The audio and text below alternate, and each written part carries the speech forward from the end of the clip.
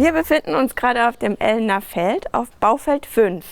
Das Ellener Feld beginnt an der Ludwig-Roselius-Allee und erstreckt sich nach Süden hin und wird jetzt sukzessive in Baufeldern verteilt und bebaut. Es entstehen ganz unterschiedliche Wohnkörper, der Höhe nach, der Kubatur, aber auch unterschiedliche Nutzung. Die Bremer Heimstiftung ist der Bauherr von dem ganzen Ellener Feld und hat entschieden, ganz viele unterschiedliche Leute sollen hier wohnen. Hier werden Kitas entstehen. Es gibt ein Studentenwohnheim oder auch Reihenhäuser oder halt wie bei uns im Baufeld 5 das Gebäude 38 beherbergt Kita und Wohnungen und das kleinere Gebäude gegenüber, Gebäude 49, da findet man die Kita. Also tatsächlich ist es ja so, dass hier auf dem ganzen Baufeld so unterschiedlich die Nutzungen sind. Alle Gebäude eins gemeinsam haben, nämlich die werden alle in Holzbauweise errichtet. Also ein möglichst großer Anteil an Naturbaustoffen soll eingesetzt werden. Und wir sind sehr stolz, bei unseren Gebäuden tatsächlich den größten Holzanteil verbaut zu haben. Ich glaube, es sind so 60%. Also wirklich nur die Bodenplatte besteht bei unseren beiden Gebäuden aus Beton und der Rest ist aus Holz errichtet. Das zieht sich durch die Kita in die Wohnung. Im Erdgeschoss und Obergeschoss befinden sich ja jeweils die Kitas, die auch gegenüberliegende Eingänge haben, quasi durch den Garten miteinander verbunden sind. Und darüber im großen Gebäude gibt es 9 Wohnungen, die rollstuhlgerecht bzw. barrierefrei errichtet worden sind. Eine große Besonderheit ist unser Treppenkern aus Holz und auch der Aufzugskern aus Holz. Der besteht, also die Wände sind aus Massivholz, Brettsperrholzelementen und es gibt auch innenliegende aussteifende Wände aus Brettsperrholz oder halt dann natürlich unser Tragwerk, Stützen und Unterzüge aus Holz. Bei dem großen Gebäude hier haben wir Holz-Beton-Verbunddecken eingesetzt. Das ist resultierend aus den großen Spannweiten, die sich durch die unterschiedlichen Nutzungen, also unten Kita, oben Wohnung ergeben. In einem kleineren Gebäude, wo nur Kita ist, konnten wir auch da reine Holzdecken einsetzen. Wann sollen die Häuser eröffnen? Die Häuser eröffnen hoffentlich im August. Wir sind hier in den letzten Endstresszügen. Das kleine Gebäude ist schon fertig, aber so im August wollen wir das Ganze dem Nutzer dann übergeben. Wir haben eine Streifenfundamente und eine Bodenplatte aus Beton natürlich, ganz klassisch. Und darauf werden dann die Holzstützen als Holzskelettbau errichtet mit den Unterzügen, aussteifende Wände, habe ich ja schon erwähnt, und darauf dann die Decken. Die ganzen Außenwände, das sind Holzrahmenbauelemente, nicht tragend. Und der große Vorteil für die schnelle Montage ist auch, dass die Fenster schon werkseitig montiert sind. Da kommen fertige Elemente an und werden dann vor Ort quasi schnell zusammengesetzt. Die Außenwand ist eine hinterlüftete Holzfassade. Stehen wir hier davor, das sieht man gut.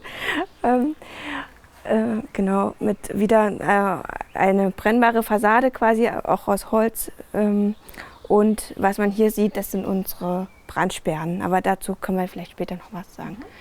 Das Gründach, oder unser Dach ist ein Gründach, ein extensives Gründach. Und mit der Besonderheit, dass es auch Retentionsboxen beinhaltet, nämlich da soll Wasser auch gespeichert werden und nicht gleich abgeführt werden. Dass man quasi nicht alles gleich wegleitet. Ich habe außerdem gehört, dass im Kindergarten die Wände lehmverputzt sind. Ja. Was ist da der Hintergrund oder was ist der Vorteil? Also ZRS steht ja für Holz- und Lehmbau und wir sind sehr stolz, dass wir da halt Lehmputz umsetzen konnten. Das ist total super für das Klima, nimmt Feuchtigkeit auf und es macht einfach ein anderes Raumklima als gespachtelte, weiß gestrichene Wände. Ja, und deswegen haben die Kita-Außenwände tatsächlich überall Lehmputz. Und die Lüftung, genau. Ja, ZRS plant natürlich ohne Lüftung jedes Gebäude. Wir wollen so wenig wie möglich Technik. Technik verursacht nur Kosten in der Investition, in der Wartung, man benötigt mehr Technikfläche. Also unser Ansatz ist, so wenig Technik wie möglich und so viel wie nötig. Heißt, wir haben keine Lüftungsanlage in dem Gebäude, auch in den Kitas nicht, sondern wir haben eine bedarfsgesteuerte Lüftung. Das heißt, über die Fenster gibt es Außenluftdurchlässe, kommt die Luft rein und wird dann über die normale WC-Kernabluft, wie man sie in allen Kernen kennt, abgeführt. Hier ist das Besondere noch, wir haben hier natürlich eine Vollküche. Die Vollküche hat dann eine Lüftungsanlage, aber mit Wärmerückgewinnung. Im Ellener Feld sind wir ganz gut bestückt. Wir haben ja den Standard hier KfW 40 für die Wohnung und KfW 55 für die Nichtwohnung, also für die Kita. Und das konnten wir auch dadurch erreichen, dass wir einen ziemlich hohen Primärenergiefaktor haben oder niedrigen Primärenergiefaktor, weil viel regenerative Energie schon in der Fernwärme mit drin ist. Also das Gebäude wird durch Fernwärme, liegt hier an und wird genutzt. Ja, der Anteil ist ziemlich hoch, deswegen konnten wir mit unserer super gedämmten Gebäudehülle auch den Standard KfW 40 für die Wohnung gut erreichen. Und zum Wasser noch eine Frage, gibt es da eine Nutzung des Regenwassers zum Beispiel? Generell im Ellener Feld wird das Regenwasser nicht eingeleitet ins Kanalnetz, sondern wird aufgefangen in Mulden und Rigolen, sodass es gleichmäßig dann wieder ins Erdreich versickern kann. In unserem Gebäude, das gehört der Bremer Heimstiftung, das wird verwaltet und wird vermietet an die AWO als Kita-Träger und die Wohnungen sind Mietwohnungen. Es gibt aber auch auf dem Baufeld ein Projekt, was eine Wohnungsbaugenossenschaft baut, oder es gibt Baugruppen, die unterschiedliche Wohnungen für sich bauen, oder es gibt Reihenhäuser, die dann wo Familien bauen, oder Studentenwohnheime. Also es ist tatsächlich sehr unterschiedlich. Ja, also wir haben hier nordische Fichte verwendet, die einmal lasiert ist und bewusst grau lasiert ist, weil das Gebäude oder die Gebäude, die wir planen, die sollen natürlich altern. Das heißt, es ist nicht schlimm, wenn das mit der Zeit grau wird.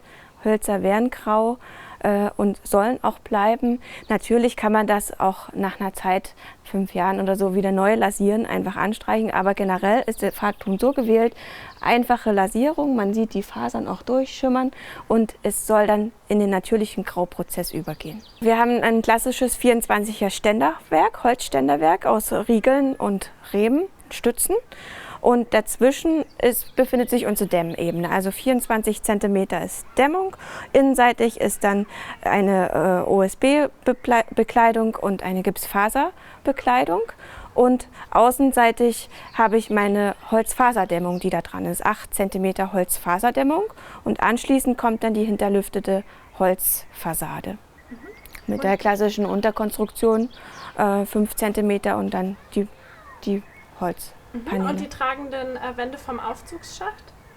Die sind 12 cm. 12 cm beziehungsweise in den untersten Geschossen wegen mehr Last auch 16 cm Massivholzelemente. Klimagerechtes Wartung. Ja, dass ich natürlich so viel wie möglich Naturbaustoffe einsetze und keine Technik, nicht so viel Technik investiere, um die Häuser dann kaputt zu machen mit der Technik. Also ja. Wie meinst du das mit dem kaputt zu machen sozusagen? Also ja, ich finde, die Häuser brauchen so viel Technikräume an Fläche auch, wo dann die ganzen Installationen stehen für die Lüftungsanlage. Jede braucht unheimlich viel Platz und das haben wir einfach nicht, sondern wir haben dadurch vermietbare Fläche mehr. Wir können auch die ganzen Investitionskosten für die Technik fallen einfach weg.